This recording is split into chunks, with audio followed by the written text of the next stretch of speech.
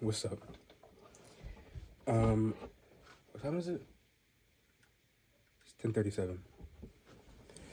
It's 10:37 right now, and I'm about to roll. I'm not gonna smoke right now, but it's just for later. I gotta go somewhere today. Anyways,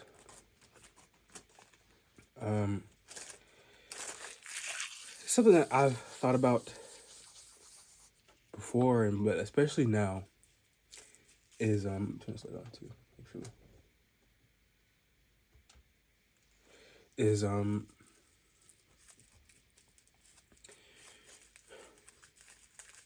they're like philosophers. I feel like philosophers are probably like the strongest lovers. Oh, and I'm using Minecraft 3 mode as my rolling tray because I don't have an actual one. You know what? It's better because this shit is. You can't even buy this shit in the mall. Anyways,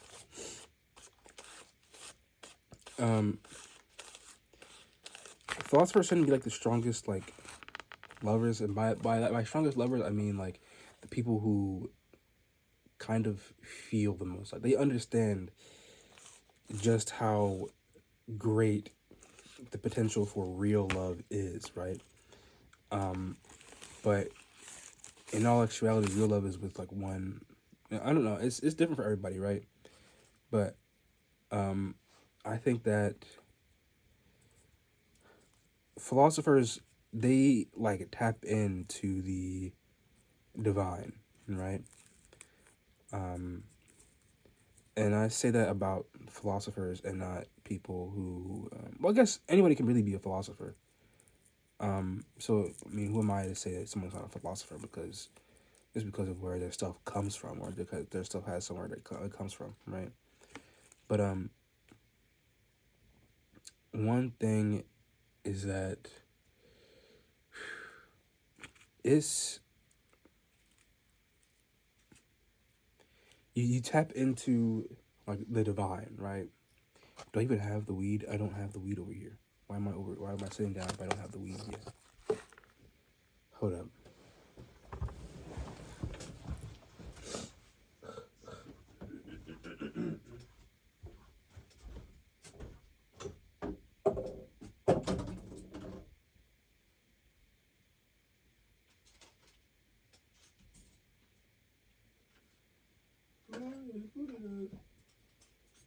Oh, there it is.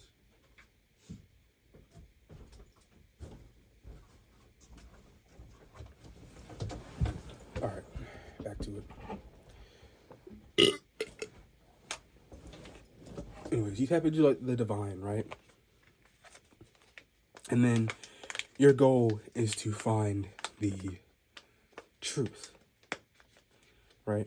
And in your search for the truth, you know what else is part of the truth? Effing love. I know it's a lot, but effing love, bro. That is the truth, right? And, you know, people say, oh, to go to the monad, to go to the, you know, elevate, all that stuff. You know who is there with you and that put in that place to like bring the best out of you, and you bring the best out of your divine counterpart, right? Like that's why things like intercourse are so like important, right? Society now kind of makes it seem like something to be ashamed of, or like really kind of puts it on display at any turn they can, right? Because it sells. But in all actuality, it's like it's so much more intimate, which I guess is kind of a given. But it's so much more like it is literally nothing to be ashamed of, right? There's nothing to like cover up, things like that, and it's co-creation, probably in its purest form, right? And that's why they say that is why like intercourse magic is the most powerful magic, because you're co-creating with someone just as powerful as you. Now you can, if you do it with somebody else, that's okay, right? Co-creation with somebody else, somebody random is like whatever, right? It's not going to be nearly as powerful. It's not going to be nearly as meaningful, and it's not going to bring as nearly as much fulfillment. But that with your divine counterpart can literally send shockwaves through the universe. Like because it's like it's essentially two, bro. I don't know how to explain. I feel like I've explained it like kind of right. But it's like you know how powerful us as individuals are, right? Like if you are with your person and you're both tapped in, and you do, and you just have, I guess, the intercourse. It'll be like I don't know, like it won't be, you won't want anything else, which I think a lot of people's afraid of because it's like, oh, I don't want anything else. What if they leave me, right? But it's like that's why you gotta balance out and shit. But it's like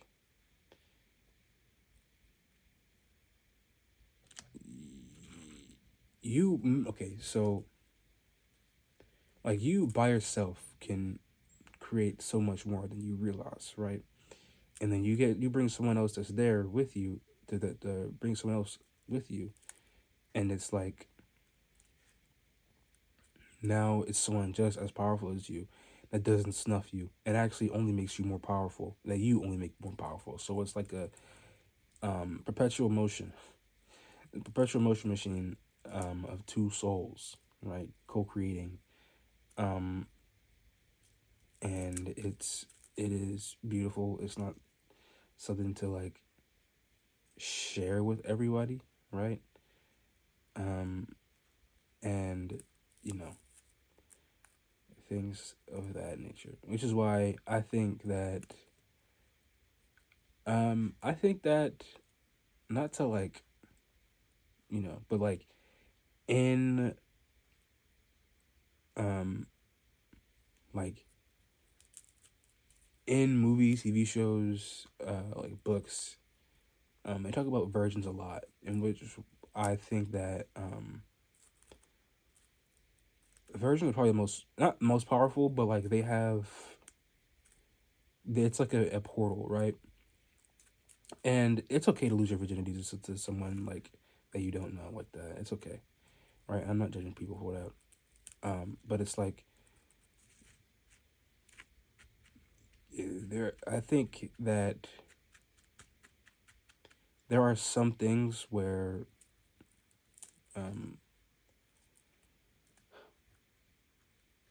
there's potential. Like man, everybody that's like a vampire or whatever wants a virgin for a reason.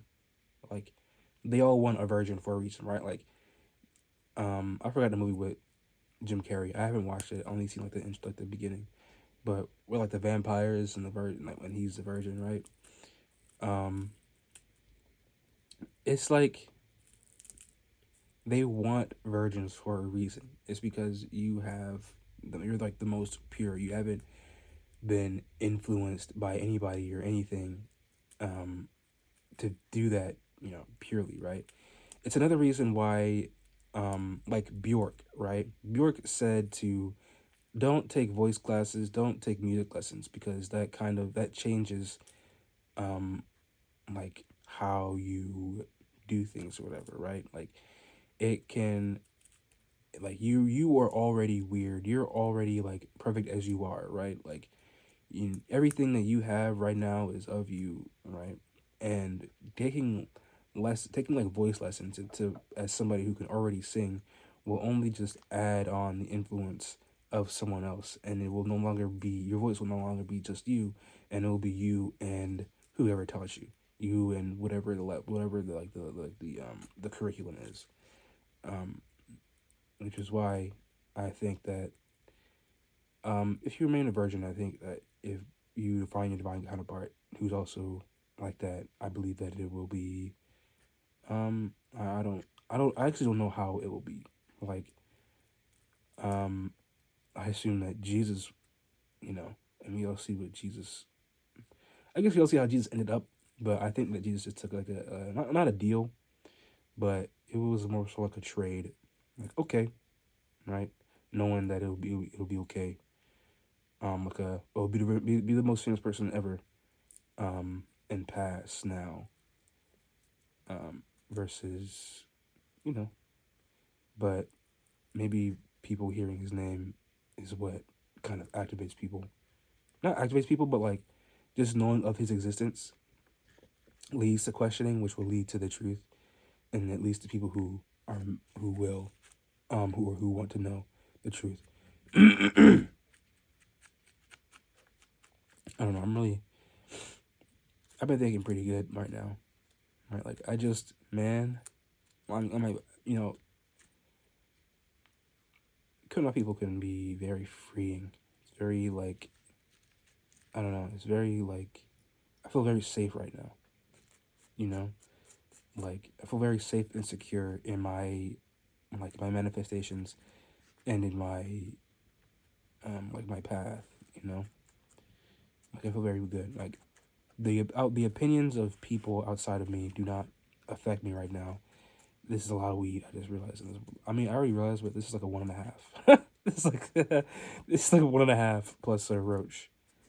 And I haven't even had this.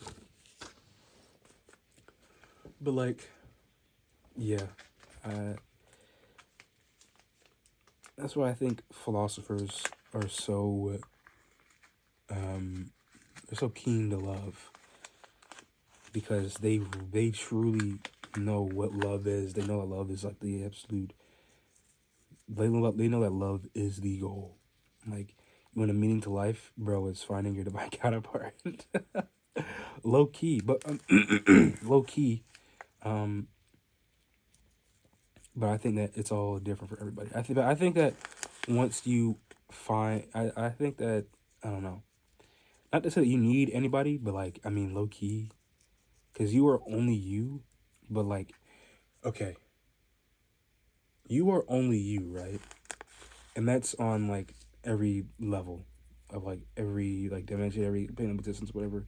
You are only you, and you can only ever be you, right? But the one person that's like with you all the way, like everywhere, is your divine counterpart. Even in moments of separation, even in lives of separation. Say you die single one life, or you die married to somebody else one life, bro. Your divine counterpart did show up at some point in that life. But they know they were there. Their soul was there the entire time. And honestly, they chose those people so you can learn lessons, so you can come to them in the right way. And I don't know. It's very very it's all very very beautiful to me. You know. Actually, a worry that I used to have not was having someone who didn't love me as much, which I guess isn't a worry of mine anymore. Like, because I know that, it's like it'll be like an equal thing. I know it'll be like an equal thing, right? But finding someone as equal to me, I think is very, I don't know, not hard. Well, obviously it's hard because it's one person out of how many? But maybe it's like, maybe not hard, but like, you will be challenged in ways that you didn't know was possible, right? And that person, whoever your person is, that person, low key, will kind of keep you in your place. Not keeping your place, but like more so, they'll like keep you like, hey, remember that, I'm this way, like don't get it twisted. I do not get that shit twisted. Like, this shit is an equal thing. Okay, I don't know why you think that you can just do that. You know. I don't know why you think you could just do that and think I wouldn't care. Like, I do care. Anyways, I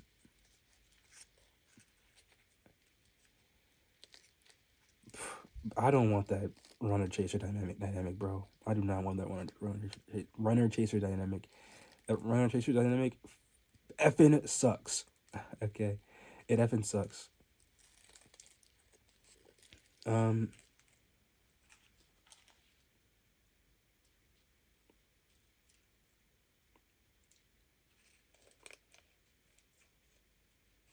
We're just two lost souls swimming in a, oh my goodness, swimming in a fishbowl, year after year. And we found same years this year. All right. But something that I've kind of been thinking about. Hold on.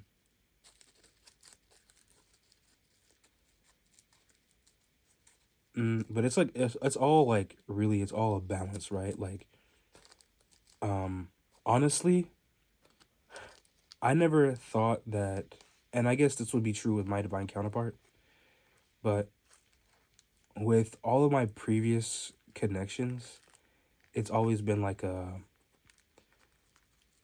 oh, this person did this person, like I was almost never in the wrong, dude. Like, I was almost never in the wrong. And like, things show up like differently, right? Like,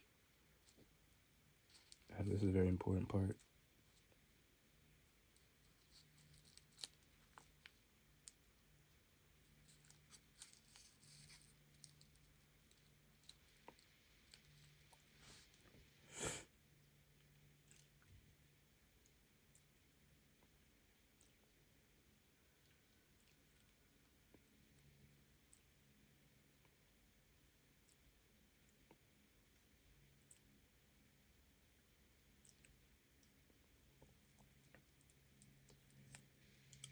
I would never like superly fight for them, like, it's like they would kind of say or do something and it'd be like, oh, what I do wrong, what I do wrong, not what I do wrong, but like okay, this person's on some BS. But with someone that's equal, it'll be like, damn, that makes so much fucking sense. But I do feel this way though, and that's valid, right? And I don't know. I feel like it'll be like I feel like it'll be like, no matter what, you kind of come back around, right? It's like you both know that it's really not that big of a deal, and that it's just part of your development, you know. Yeah.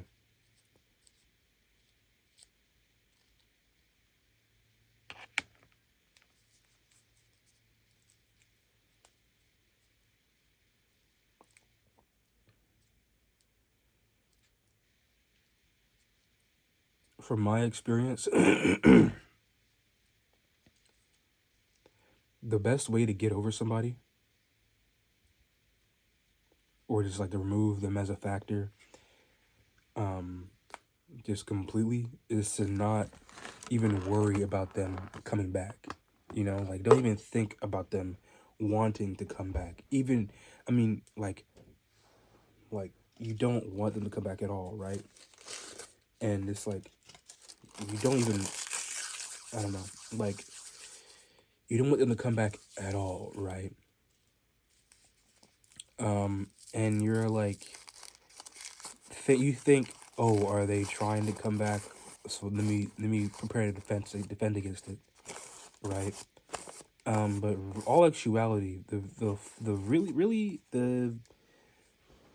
really like the main thing is to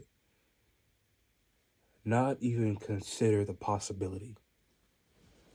My water's all the way on the other side of the room. My mouth is dry, and I gotta remove.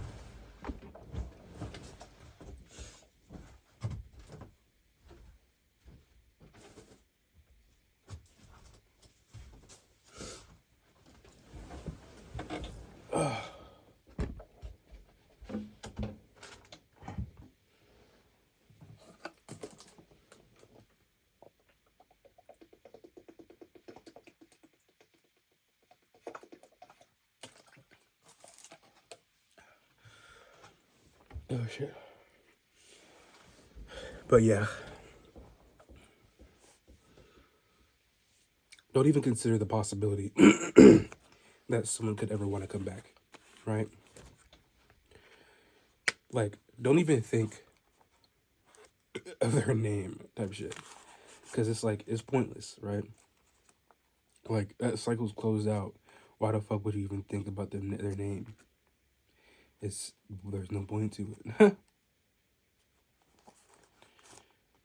um, but like I don't know.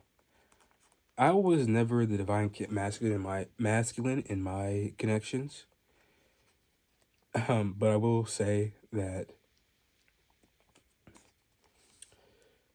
I did not like being the DF. I mean, it was low key easier. Not easier. It was low key. Nah, it's hard as fuck actually. Like, hold up.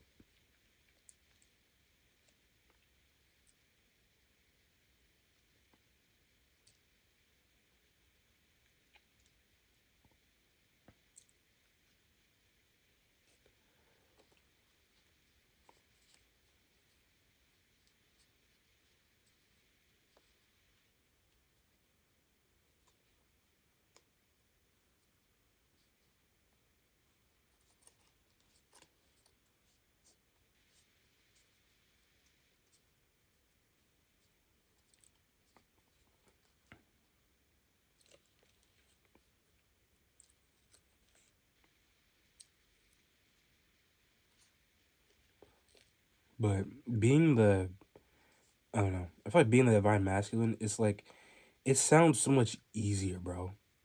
But the only thing about being the DM is that when you say you're gonna do something, you gotta do it. It's like I mean I guess the same thing for the DF too, but it's like DM you make the offer, and the DF accepts. And that's not to say that you are one or the other. You are the entire connection. You like flip flop. How do I know about all this stuff? I just do.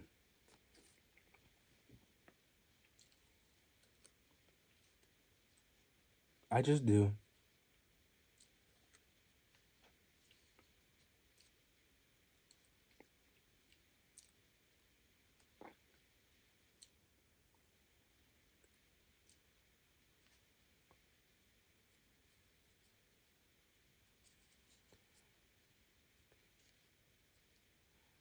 Um,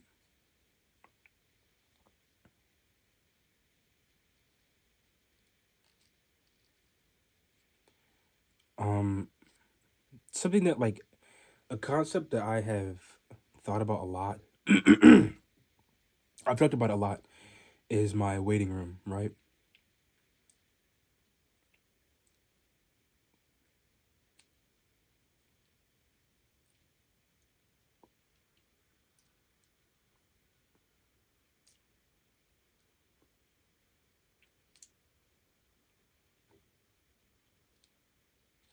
Like 1 second.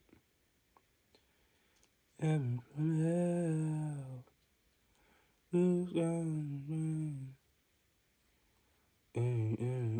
feel it goes around.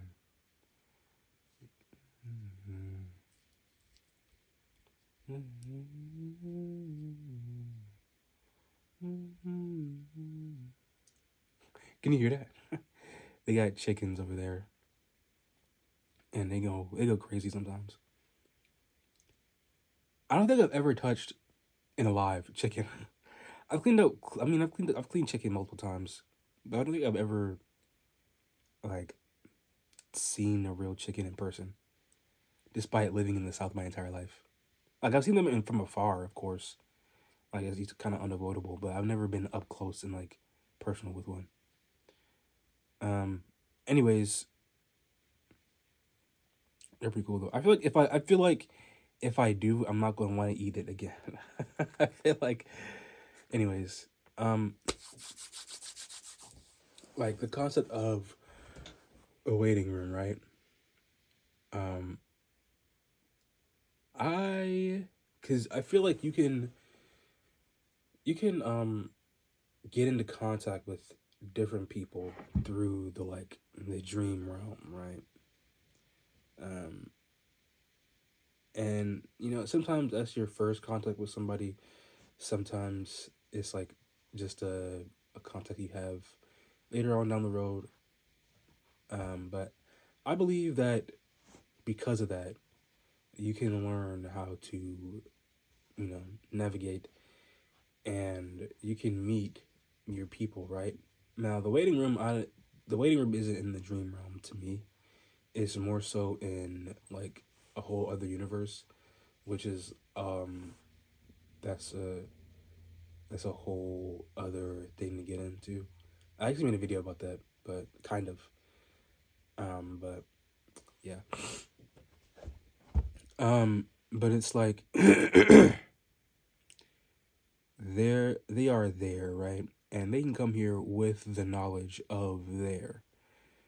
Um, like having been here, they going from this consciousness going to that, and then coming back. They retain those memories.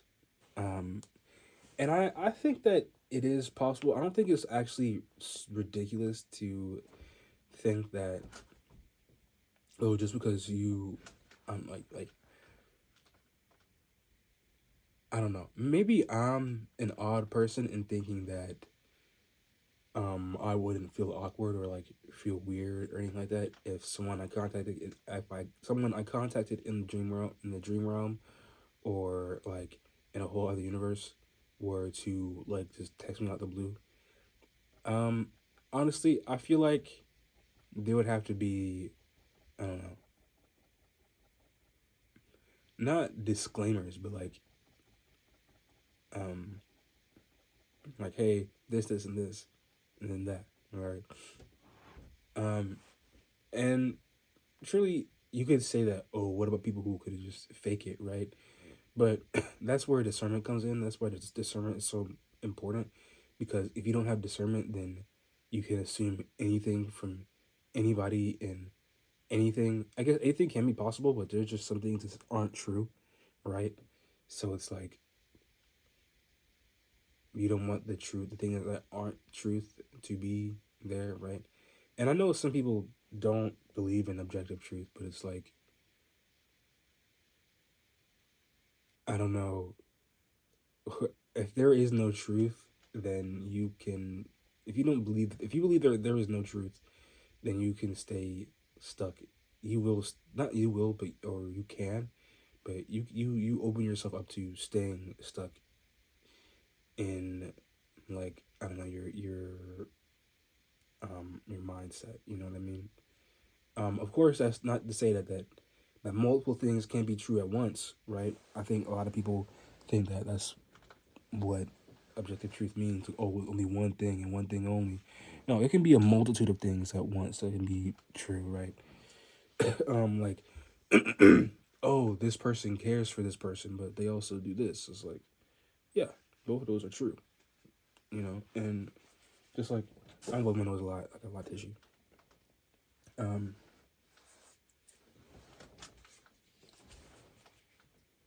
yeah, that's kind of it. Okay, I was on a roll in this video. Wonder why. Um, Anyways, Oh, I do know why.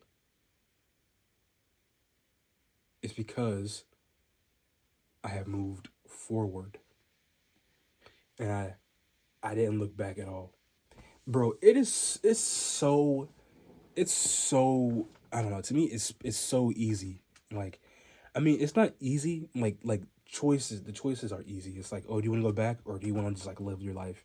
It's like, look, I want to live my life. I never want to go back. The fuck. But of course, it's like, like, there's always opportunities, right? But yeah, um, yeah, I think I'm done. Follow me on TikTok at DrewNov. Subscribe to my YouTube at DrewNov. Follow my Substack at DrewNov. Like and subscribe for more if you are interested, or I guess follow too because I'm posting to TikTok also. And yeah, doodles.